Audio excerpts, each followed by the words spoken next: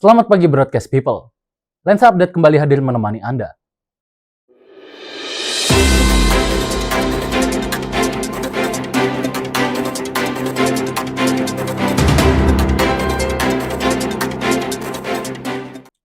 Pada hari ini, kami telah merangkum berbagai peristiwa dalam perayaan Hari Raya Idul Adha 1447 Hijriah dari sejumlah titik.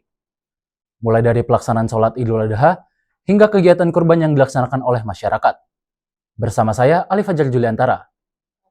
Broadcast People, kita awali dari laporan mengenai pelaksanaan sholat Idul Adha di alun-alun Wates Kulon Progo.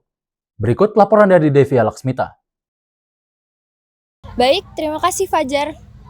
Halo Broadcast People, saya Devia Laksmita melaporkan langsung mengenai pelaksanaan sholat Idul Adha di alun-alun Wates Kulon Progo. Suasana pelaksanaan sholat Idul Adha 1447 Hijriah di alun-alun Wates berlangsung hikmat dan penuh kebersamaan. Sejak pagi hari, ratusan masyarakat dari berbagai wilayah di Kulon Progo mulai memadati area alun-alun untuk melaksanakan sholat Id berjamaah. Pelaksanaan sholat Id dimulai sekitar pukul 7 pagi. Barisan jamaah memenuhi hampir seluruh area alun-alun Wates. Menjelang berakhirnya pelaksanaan salat Idul Adha di alun-alun Wates, arus kendaraan di sekitar kawasan alun-alun mulai dipadati jamaah yang hendak kembali ke rumah masing-masing. Beberapa ruas jalan utama tampak ramai dipenuhi kendaraan roda 2 maupun roda 4. Meski terjadi peningkatan volume kendaraan, arus lalu lintas terpantau tetap berjalan lancar dengan bantuan petugas kepolisian dan relawan yang berjaga di sejumlah titik persimpangan. Dari alun-alun Wates Kulon Progo, Devia Laksmita melaporkan untuk MMTC TV. Baik, selanjutnya berita ini akan saya kembalikan ke studio. Terima kasih Devia atas laporan yang telah disampaikan. Broadcast People, kita berlanjut ke informasi berikutnya. Suasana penyembelihan hewan kurban di PAUD Sabila, Ponorogo, juga menjadi bagian dari perayaan Idul Adha hari ini. Vanessa Shakira merangkumnya untuk Anda. Baik, terima kasih Fajar. Halo Broadcast People, bersama dengan saya Vanessa Shakira. Hari ini, 27 Mei 2026, bertepatan dengan Hari Raya Idul Adha, menjadi momen penuh makna bagi umat muslim. Seperti yang terlihat di kawasan Sabila, Ponorogo. Proses penyembelihan hewan kurban berlangsung lancar sejak pagi hari tadi. Berikut informasi selengkapnya. Idul Adha tidak hanya menjadi bentuk ibadah, tetapi juga menjadi momen untuk mempererat hubungan sosial dan menumbuhkan rasa kepedulian antar sesama.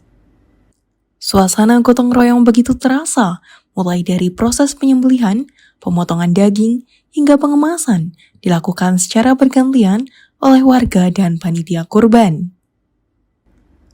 Melalui kegiatan ini, masyarakat berharap nilai kebersamaan dan semangat berbagi dapat terus terjaga di tengah kehidupan bermasyarakat.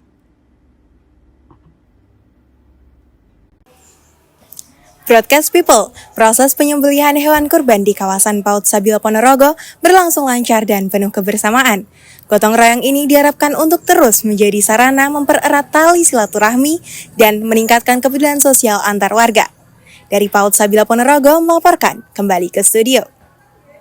Terima kasih Vanessa atas informasi yang telah dilaporkan. Broadcast People, selanjutnya kita beralih ke laporan berikutnya.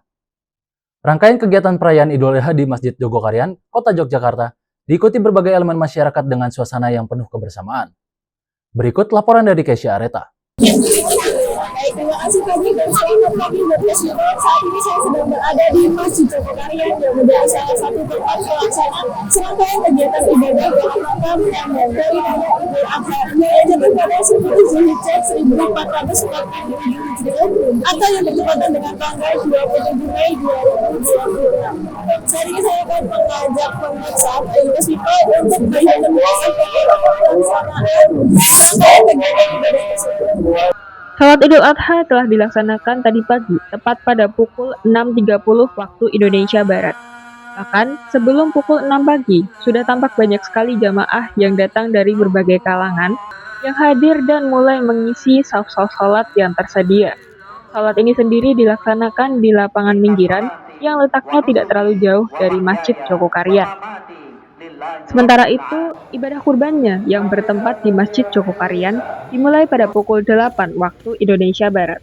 Di sini sama-sama dapat kita saksikan ya, broadcast people, betapa ramainya masyarakat dari berbagai golongan yang sengaja datang untuk mengawal sekaligus menyaksikan langsung bagaimana proses jalannya ibadah kurban ini. Dan broadcast people, perlu kami sampaikan bahwa tahun ini Masjid Jogokarian mengelola penyembelihan hewan kurban sebanyak 80 ekor sapi dengan 62 ekor sapi kolektif kategori reguler, 6 ekor sapi kolektif kategori super, 1 ekor sapi kolektif kategori duper yang memiliki bobot mencapai 1 ton, dan 11 ekor sapi milik pribadi. Selain menangani penyembelihan sapi, Masjid Jogokarian juga menangani hewan kurban berupa kambing, yang tahun ini jumlahnya mencapai 80 ekor. Setelah semua hewan kurban disembelih, daging-daging kurban tersebut nantinya akan dibagikan kepada masyarakat Jogokarian, serta disalurkan ke lebih dari 70 daerah binaan Masjid Jogokarian yang berada di Jogja dan Jawa Tengah. Baik, broadcast people, dari ke studio. Terima kasih Keisha atas laporan yang telah disampaikan. Broadcast people, kita akan menuju laporan terakhir terkait rangkaian perayaan Idul Adha di Masjid Al-Ikhlas Cikarang. Aurika Salsabila akan melaporkannya untuk Anda. Baik, terima kasih Fajar. Selamat pagi broadcast people, saya Aurika Salsabila melaporkan langsung dari Masjid Al-Ikhlas Cikarang. Sejak tadi pagi, warga sudah memadati area masjid ini. Jamaah baik perempuan dan laki-laki sudah menempatkan saf yang sudah disediakan oleh panitia Idul Adha. Sholat di sini sendiri dilaksanakan pada pukul 6.20 waktu Indonesia Barat. Untuk saf laki-laki berada di dalam masjid dan untuk perempuannya disediakan di area lapangan hingga ke belakang. Tidak hanya sholat Idul Adha, masjid ini juga melaksanakan kurban yang akan bertempatkan di area lapangan. Sangat ramai, seluruh warga berpartisipasi, baik bapak-bapak dan ibu-ibu. Pengurus masjid ini yaitu DKM, tidak lupa juga untuk membentuk panitia kurban, supaya semua terstruktur dan menghindari hal-hal yang tidak diinginkan. Untuk mengetahui lebih lanjut, saya akan bertanya-tanya dengan ketua DKM-nya sendiri, yaitu Bapak Ade Rizlan. Selamat pagi Bapak. Ya, pagi. Oke Bapak, di sini saya mau bertanya-tanya sedikit tentang Masjid Al-Ikhlas ini. Bisakah Bapak perkenalkan diri dan peran Bapak sebagai ketua DKM di Masjid Al-Ikhlas ini? Baik,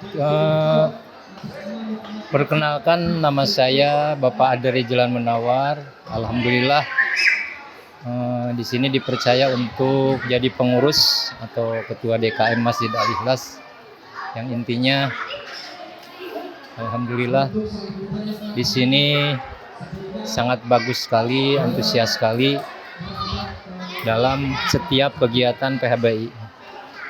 Oke, selanjutnya bagaimana kesan dan suasana Idul Adha di masjid ini dibandingkan tahun-tahun sebelumnya?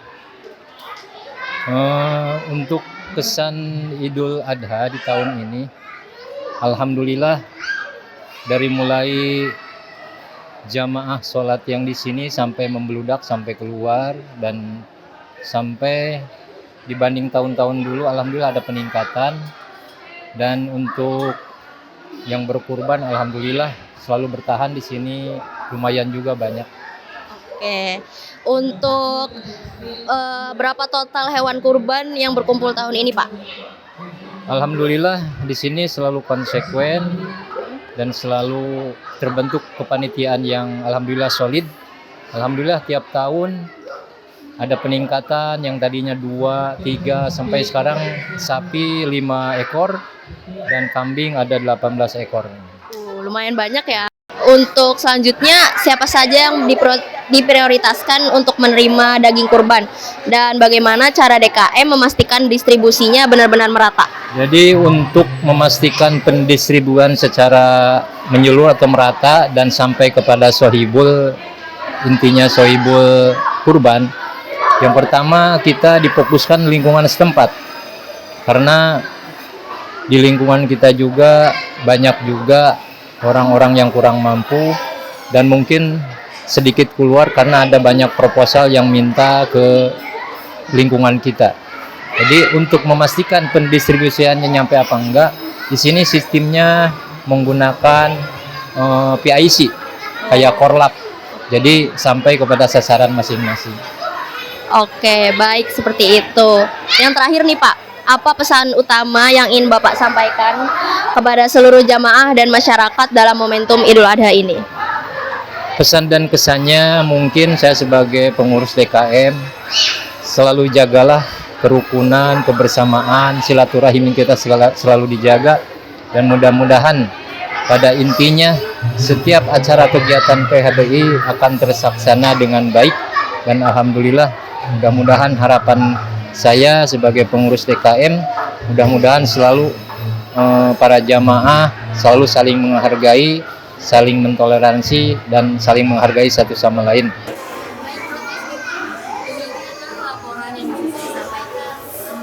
Terima kasih Aurika atas laporan yang telah disampaikan. Selamat pagi dan sampai jumpa.